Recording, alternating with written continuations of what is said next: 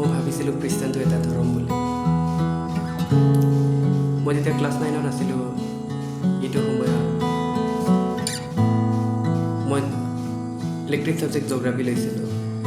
তাত সকলো ধৰ্মৰ বিষয়ে লিখা আছিলে।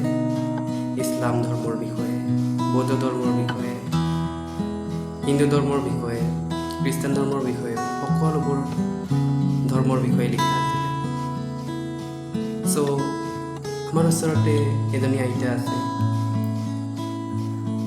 তাই খ্ৰীষ্টান হয়। চ' তাক শুনাবৰ কাৰণে মই যেতিয়া খ্ৰীষ্টানৰ চেপ্টাৰটো পঢ়ো ন, বহুত জোৰ জোৰছে চিঞৰি পঢ়িছিলোঁ যাতে সিহঁতে শুনি পাওঁ বুলি।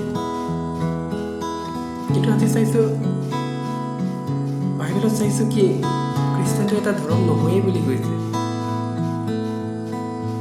সঁচাকৈ কৈছোঁ, খ্ৰীষ্টানটো এটা ধৰ্ম নহয়েই বুলি কৈছে। খ্ৰীষ্টানটো এটা ৰাস্তা বুলি কৈছে।